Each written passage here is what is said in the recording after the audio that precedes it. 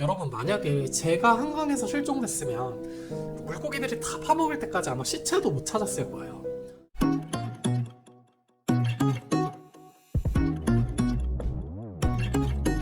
안녕하세요, 포입니다. 오늘은 조금 무거운 주제를 이야기하려고 하는데요. 바로 얼마 전 그것이 알고 싶다에도 다뤄졌던 상강 대학생 실종 사건입니다. 이 사건은 뉴스나 방송에서 계속 다뤄지는 사건이고 유튜브에는 음모론도 워낙 많이 나돌고 있는데요. 저는 누가 범인이냐를 밝히는 걸 떠나서 이 사건이 왜 이렇게 화제가 되었는지, 그리고 뭐가 정말 문제인 건지를 그냥 평범한 시민의 입장에서 한번 정리해드리려고 합니다. 우선 저는 한강공원에서 사람이 실종되고 죽었다는 것 자체가 굉장히 충격적인 사건이라고 생각해요. 한강 다리 위에서 누가 떨어져서 자살을 했다 이런 건 솔직히 매년 일어나는 일이고, 강 한가운데에 작정하고 떨어진 사람을 구하기도 힘들잖아요. 근데 이 사건은 많은 사람들이 술 마시고 노는 한강공원에서 사람이 실종되고 사망한 채로 발견된 사건이라서 더 남의 일 같지 않은 느낌이 들어요. 솔직히 서울 시민이면 한강변에서 술 안 마셔본 분 없을 거고요. 요즘엔 코로나 영업 제한 때문에 한강변에서 밤늦게 술 드시는 분들 정말 많잖아요. 저도 학생 때는 거의 맨날 한강에 산책을 갔었는데 새벽 3, 4시에도 사람이 늘 있는 곳이 한강이거든요. 근데 지금 경찰 조사나 일부 언론에 따르면 술에 취해서 스스로 강으로 걸어 들어가서 죽었다는 식으로 그렇게 결론을 내리고 있는데, 사실 한강변에서 새벽 시간에 어떤 사람이 술에 취해서 물에 들어가려고 하면 거기 있던 사람들이 안 말리는 게 더 이상하거든요. 실제로 수영하듯 한강에 들어가는 남자를 봤다는 목격자까지 여럿 있다는 기사를 봤는데, 제가 만약에 그 새벽 시간에 물로 들어가는 사람을 봤다면 그 사람이 설령 박태환 선수라고 해도 바로 119나 경찰에 신고했을 것 같아요. 한강이 원래 수영이 가능한 장소가 아니잖아요. 목격자 여러 명이 일관된 진술을 했다고 하는데, 그 추운 날씨에 그리고 깜깜한 새벽에 옷을 입은 채 물에 걸어가는 사람을 보고도 신고를 안 했다면 그것도 좀 문제가 있는 거 아닐까 싶어요. 한강에 들어가는 것 자체가 정상적인 상황이 아닌데 어떻게 보면 위험에 처한 사람을 모른 채 한 거죠. 그리고 이번 사건을 통해서 알려진 것 중에 하나가 한강공원 CCTV 설치 상태였는데요. 우리나라의 가장 큰 장점 중에 하나가 새벽 시간에도 치안이 굉장히 좋다는 점인데, 한강공원에 방문하는 사람이 1년이면 몇백만 명인데 그렇게 CCTV도 제대로 설치가 안 되어 있고 화질도 진짜 얼굴도 못 알아볼 만큼 안 좋고, 그런 걸 보면서 이 사건 이후로 뭔가 새벽 시간에 한강변을 함부로 돌아다니면 안 될 것 같은 그런 공포감마저 들더라고요. 지금 자살인지 타살인지 사고사인지 100% 명확하게 딱 밝혀진 게 없는데요. 인터넷상의 추측들을 보면 대부분 친구 A씨가 유력한 용의자다라고 생각하시는 분들이 많은 것 같아요. 저도 사실 이 사건을 처음에 딱 들었을 때 A씨의 행동에서 이해가 안 가는 부분들이 참 많기는 했어요. 근데 지금 CCTV만 보고도 많은 추측들이 난무하는 상황이니까 저는 그냥 제 기준에서 친구랑 술을 마신다고 가정하고 뭘 이상하게 느꼈는지를 한번 얘기해 볼게요. 저도 술을 참 좋아하는 한 사람으로서 대학생 시절 때도 정말 필름 끊길 때까지 술 마신 적 많았거든요. 근데 제가 부모님이나 선배들한테 술을 잘 배워서 그런 건지는 몰라도 취한 사람을 밖에 그냥 두고선 집에 온 적은 단 한 번도 없었습니다. 보통 둘 다 취했으면 옆에서 같이 잠을 자든 택시나 모텔을 잡아서 집으로 가든 어떤 행동을 취했을 것 같은데, 먼저 집에 들어갔나 보다 하고 그냥 자기도 들어갔다는 게 제 상식에서는 많이 벗어나는 행동이었어요. 새벽까지 그렇게 많이 술을 마실 친한 사이라면 말이죠. 그리고 결정적인 증거로 거론되었던 핸드폰, 부끄럽지만 저도 예전에 진짜 꽐라가 돼서 남의 핸드폰을 들고 집에 온 적이 있긴 한데요. 완전히 같은 기종의 핸드폰이라서 착각할 만한 했거든요. 근데 갤럭시랑 아이폰은 그립감 자체도 완전히 다르고 사용 방식 자체가 많이 다른 폰인데 착각해서 잘못 들고 왔다는 것도 참 이상하더라고요. 그리고 영수증 보니까 술값도 거의 정민군이 계산을 했잖아요. 저는 저한테 술 사주는 사람부터 먼저 챙기게 되는데, 만약 그냥 집에 간 줄을 알고선 들어갔다고 하더라도 잘 들어갔냐? 오늘 덕분에 잘 마셨다 이런 식으로 전화나 카톡 정도는 해볼 것 같아요. 또 친구 A씨가 정말 대단하다고 느낀 게, 보통 이제 새벽까지 술을 마시고 친구 핸드폰까지 착각해서 바꿔들고 올 정도로 만취해버리면 집에 도착하면 바로 침대에 쓰러져 잠들잖아요. 근데 몇 시간 있다가 부모님이랑 다시 나와서 부모님이랑 같이 손정민 군을 찾아 헤맸다는 거예요. 정말 친구 A씨의 주장처럼 친구가 너무 취해서 먼저 집에 들어갔다고 생각했다면 그냥 나도 많이 취했고 밤새 술을 마셨으니까 새벽에 집에 도착하면 다음날 일정을 위해서라도 집에 가서 한숨 푹 자고 일어났을 것 같거든요. 그냥 친구 들어간 줄 알고 나도 집에 들어가서 푹 잤다. 근데 자고 일어났더니 어제 일이 기억이 안 난다 이러면 이건 우리가 상식선에서 이해할 수 있는 그런 수준이잖아요. 술 취해서 어떻게 집에 들어왔는지도 모르게 자고 일어났더니 전날 기억이 하나도 안 나는 그런 경험은 누구나 해봤으니까요.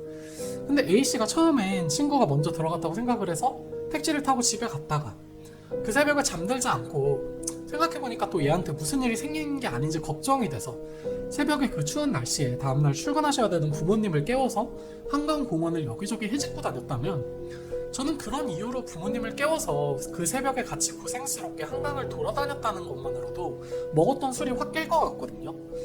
솔직히 부모님한테 너무 죄송하잖아요. 나랑 친구가 새벽까지 술을 자제를 못하고 많이 먹어서 편히 새벽에 쉬셔야 될 부모님을 깨워서 어떻게 보면 고생시키는 상황이 생기게 된 거니까요.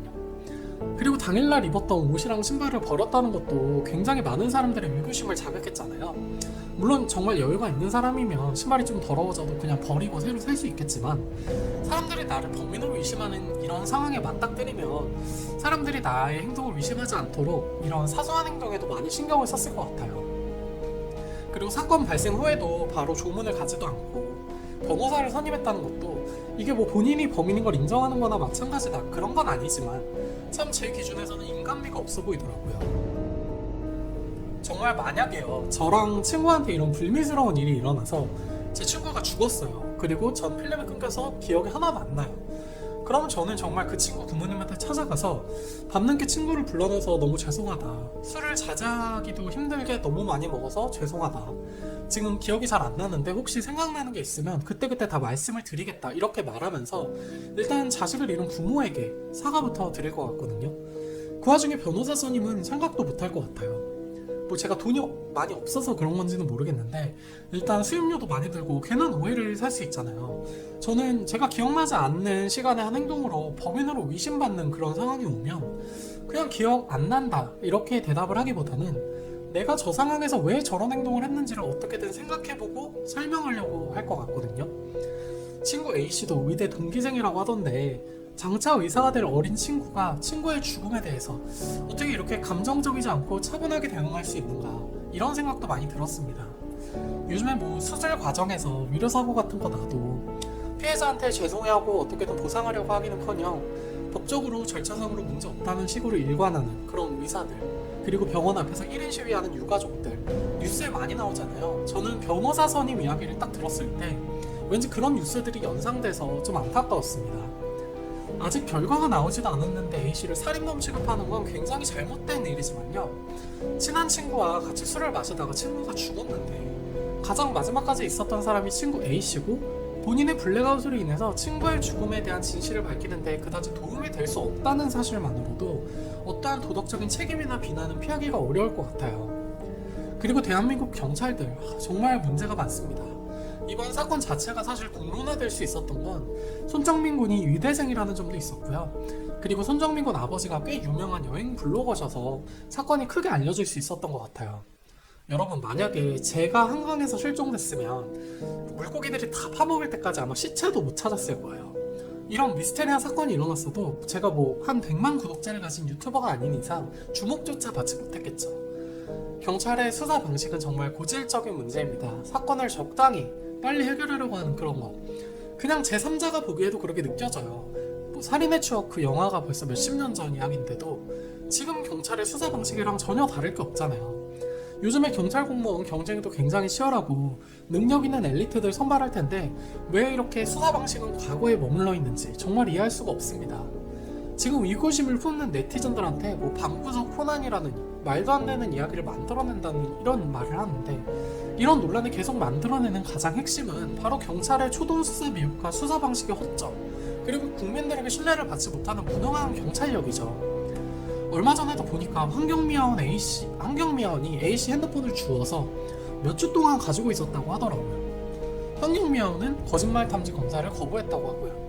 일단 한강공원을 제 집 드나들듯이 하는 환경미화원 상대로 핸드폰 발견 여부를 안 물어본 것도 웃기고, 미화원도 아무리 TV나 뉴스를 안 봐도 그렇지 자기 담당 구역에서 경찰들 수십 명이 모여서 날마다 핸드폰을 수색하고 하는데 그걸 몇 주씩 보관하고 있다가 뒤늦게 제출했다? 이 환경미화원이 스마트폰 주인 찾으려는 노력도 안 하고 몇 주 동안 가지고 있었다는 것 자체로 점유이탈물 횡령죄로 처벌받아야 됩니다. 미화원 본인도 스마트폰을 사용하고 있을 테고 하루만 없어도 불편한 스마트폰이 얼마나 중요한지 알 텐데 남의 스마트폰을 경찰서도 아니고 몇 주씩 개인 사물함에 보관하는 게 말이 됩니까?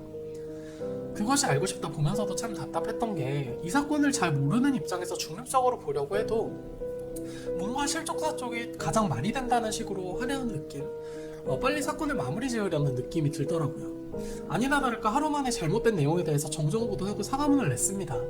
예전에 먹거리 엑스파일 할 때부터 그런 걸 느꼈지만 남의 일이라고 아니면 말고식으로 보도하는 언론들도 한번 물갈이를 싹 해야 될 것 같아요. 이 사건이 어떻게 끝나게 될지는 잘 모르겠지만 또 한 번 대한민국의 밑바닥을 보여주는 사건이 아닌가, 저는 그런 생각이 들고요. 그리고 이 상박한 사회에서 어떤 인간관계의 중요성, 항상 사람 사귀고 만나는데 좀 더 신중해야겠다, 그런 생각도 들었습니다. 오늘은 한강 대학생 실종 사건에 대해서 저의 개인적인 생각을 이야기해봤는데요. 일단 고인이 된 손정민 군의 명복을 빌고 관련된 분들이 빨리 의혹을 풀었으면 하는 바람입니다. 저는 이슈 유튜버가 아니기 때문에 이 사건과 관련해서 더 이상 영상을 올리진 않을 거예요.